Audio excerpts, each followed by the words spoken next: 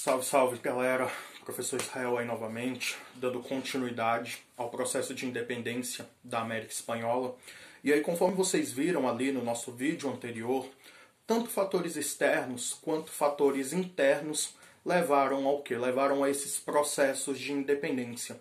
Quando a gente enumera ali os fatores externos, é importante a gente lembrar o quê? Sobre a decadência do antigo regime, o enfraquecimento da Espanha enquanto um império.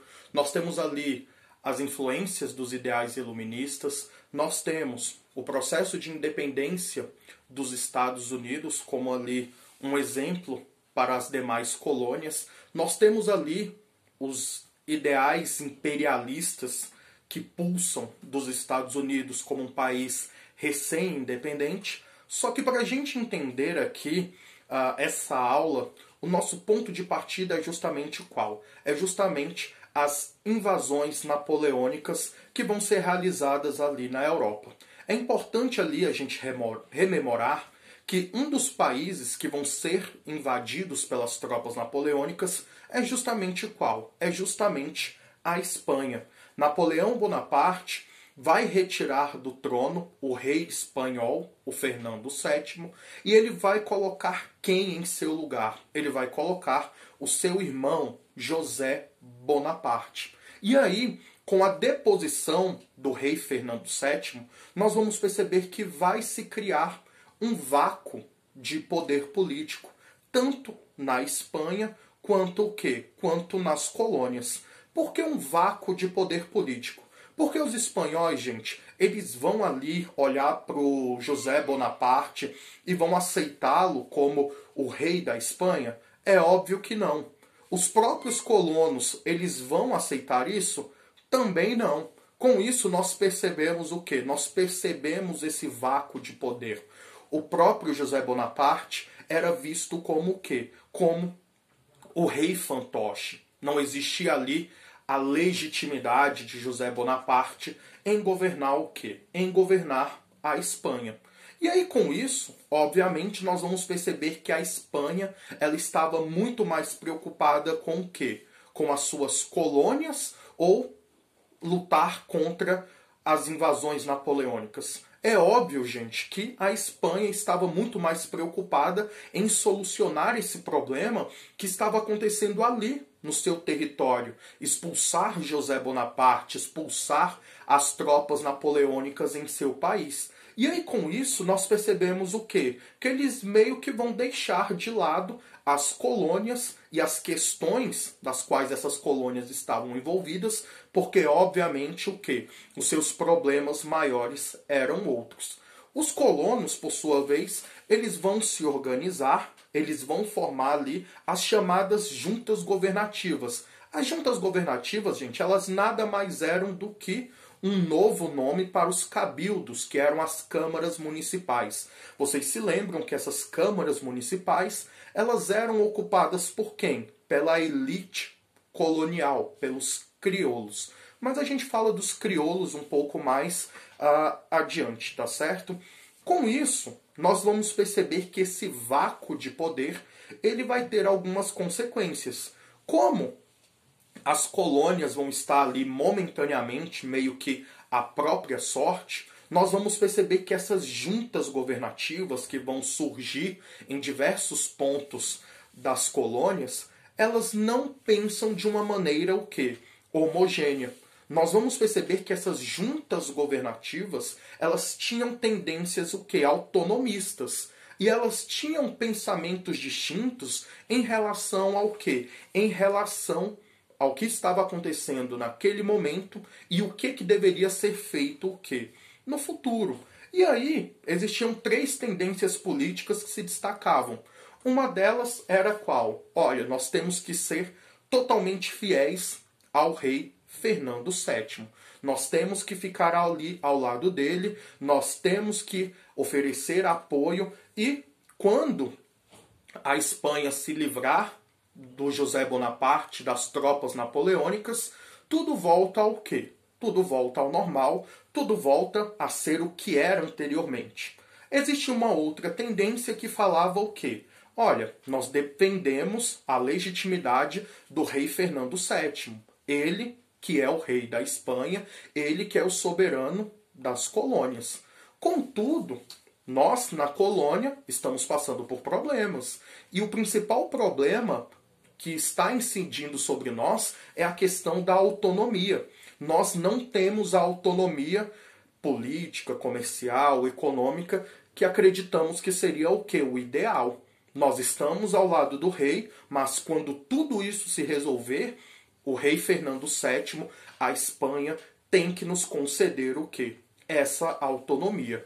E por outro lado, existia aquela tendência o quê? Mais radical. Que qual era? Pura e simplesmente nós precisamos romper com a Espanha. Nós precisamos nos tornar o quê? Independentes. Porque se nós ficarmos aí esperando essa boa vontade da Espanha para conceder autonomia para a gente, nós vamos acabar o quê? Nós vamos acabar morrendo e isso nunca vai o quê? Acontecer. Portanto, existia essa tendência que também buscava o quê? Que também buscava autonomia. Tá certo, gente? Ou seja, nosso ponto de partida é justamente o quê? É essa invasão das tropas napoleônicas que aconteceu sobre o quê? Que aconteceu sobre a Espanha. E conforme vocês viram, essa invasão ela teve o quê? Reflexo sobre as colônias.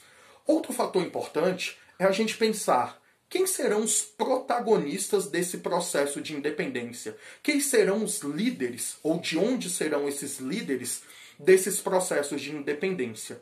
Gente, os líderes desses processos de independência serão crioulos. Conforme vocês sabem, esses crioulos, eles fazem parte do quê? Da elite colonial.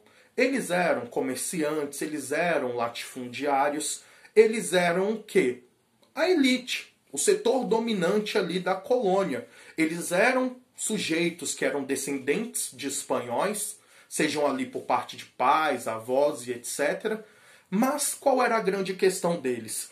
Eles tinham nascido nas colônias, eles tinham nascido aqui em território americano.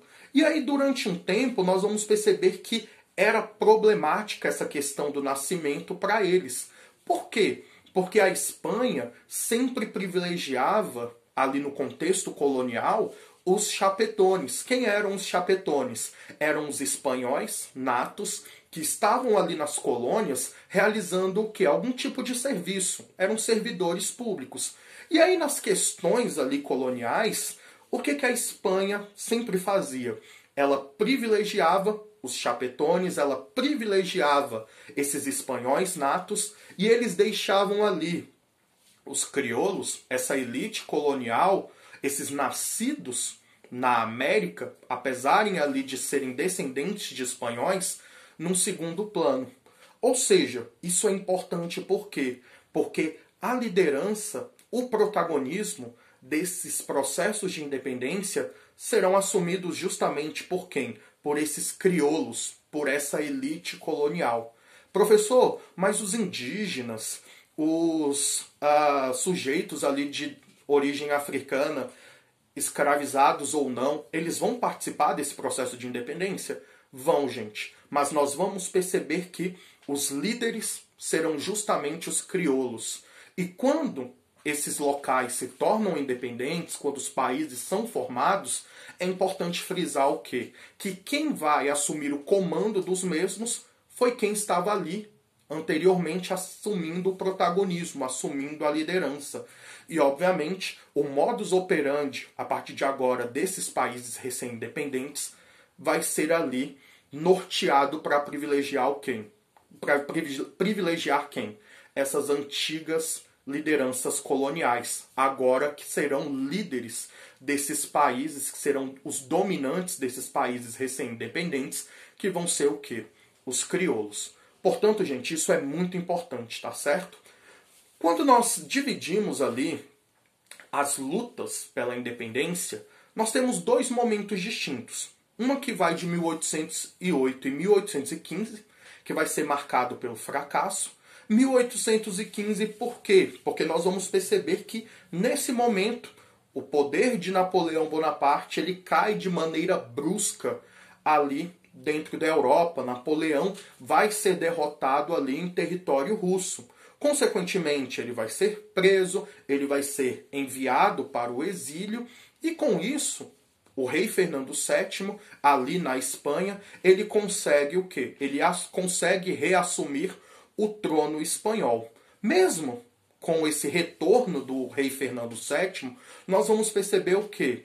Que os crioulos, principalmente ali pela organização dos cabildos, apoiados por indígenas, apoiados por negros, eles vão tentar o quê? Eles vão tentar dar início a processos de independência, só que ali entre 1808 e 1815, eles vão sofrer o quê? Derrotas. Eles não vão conseguir lograr êxito. Eles só vão conseguir lograr êxito em um processo que é iniciado em 1816 e ele vai até ali 1824. Ali nós vamos perceber que esses crioulos, principalmente com o apoio da Inglaterra e dos Estados Unidos, eles vão conseguir o quê? Lograr êxito e eles vão conseguir a independência daquelas regiões em que estavam acontecendo os conflitos. Professor, mas a Inglaterra, os Estados Unidos, eles participaram e ajudaram esses crioulos porque eles eram bonzinhos? É óbvio que não, gente. Esses países, eles não fazem nada por nenhum outro país ali, porque, sou bonzinho, eu prego pela liberdade, eu prego pela autonomia e etc. O que eles queriam no final das contas? Eles queriam que o domínio espanhol fosse retirado de lá, pura e simplesmente, para o quê? Para que eles pudessem ali dominar politicamente, economicamente, e por aí vai esses territórios o quê? Recém-independentes. Ou seja, gente, esses países eles não fizeram nada ali pela América Espanhola porque eles eram o quê? Bondosos. Eles eram simplesmente países que ajudaram porque eles queriam o quê? Implementar o seu domínio após a independência desses territórios. Tá certo? E aí, com isso, coisas que são muito importantes, é pensar, por exemplo, nas lideranças desses processos de independência. Porque aqui, na América do Sul, de forma geral, nós temos um campeonato, nosso campeonato continental, que é chamado de a Taça Libertadores da América. E aí a Taça Libertadores da América, gente, ela está vinculada principalmente ao quê? Ao processo, aos processos, né, de independência da América Espanhola. E aí é importante a gente saber quem foram esses libertadores de fato da América. Nós temos aqui o destaque de dois. Um, que foi o José de San Martín. Ele era argentino e ele foi uma figura como liderança muito importante para os processos de independência de quais localidades? Da Argentina, do Chile e do Peru. Ou seja, ele fez esse movimento ali na América do sul para o norte. Lutou ali no processo de independência da Argentina, depois foi para o Chile, depois foi ali para o Peru. E aí o José de San Martín, ele era um sujeito que ele era defensor da monarquia constitucional. Ele acreditava que o melhor seria o quê? Olha, esses países aqui da América do Sul se tornaram independentes. Quem iria governar esses países, na leitura do José de San Martín, seriam monarcas. Só que aí nós temos uma dificuldade. Existiam nobres oriundos aqui da América do Sul? Não, porque a questão da nobreza ela está vinculada ao quê? À hereditariedade, coisa que está acontecendo ali na Europa desde a Idade Média. E aí, nobres com títulos vinculados à hereditariedade não existiam aqui na América. E aí, o que ele defendia? Que, olha, nós deveríamos ir à Europa, conversar com príncipes europeus, que não eram os filhos mais velhos e, consequentemente, não herdariam tronos, e esses sujeitos seriam convencidos a vir aqui para a América e eles seriam o quê? Os monarcas desses países recém-independentes. Era muito louco? Era muito louco. Mas o José de San Martín, com as suas ideias, não acabaram indo para frente, politicamente falando. Mas o José de San Martín, ele é sim um desses grandes líderes, um desses grandes libertadores da América, pelo fato de ter participado do processo de independência diretamente da Argentina, do Chile e do Peru. Só que o grande libertador da América, o grande sujeito que fica aí marcado na história da América de forma geral, na América do Sul mais especificamente, é o Simão Bolívar. Simão Bolívar, que ele nasceu ali no que hoje seria a Venezuela, e ele participou diretamente dos processos de independência do quê?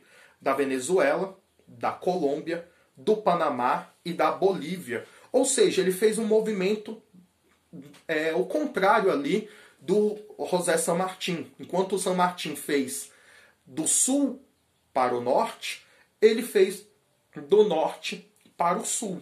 E aí, lá no Peru, ele uniu forças com o José de San Martín e eles continuaram o quê? Lutando nos processos de independência dos territórios que ainda não tinham sido o quê? Libertos. Ao contrário do San Martín, o Simão Bolívar, ele era republicano. E aí ele, enquanto um republicano, ele defendia o quê? Ele defendia que esses países deveriam se tornar repúblicas autônomas, governadas pelos habitantes que viviam o quê? Que viviam ali naquele território. Consequentemente, pelo fato desses ideais republicanos, vale lembrar que estavam presentes ali no Iluminismo, ele conseguiu ter apoio popular. A população, de forma geral, nos territórios em que ele estava ali nas suas campanhas, essa galera apoiava o José de San Martín e falava, olha, isso aí que ele defende, nós gostamos.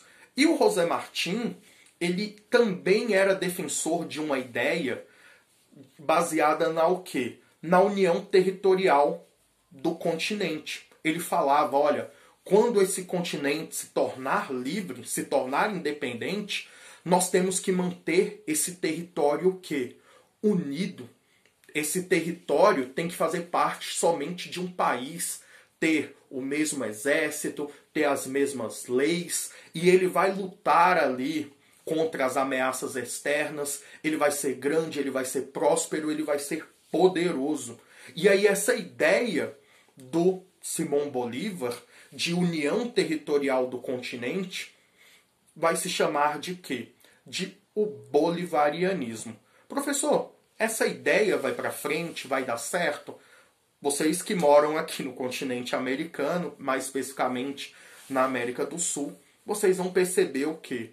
Que realmente essa ideia não vai para frente. Mas a gente percebe que até hoje essa ideia do bolivarianismo, essa ideia existe. Tipo, se você for rememorar o Hugo Chávez ou o Nicolás Maduro, ali no contexto da Venezuela, eles ainda falam sobre essa ideia do quê? Do bolivarianismo.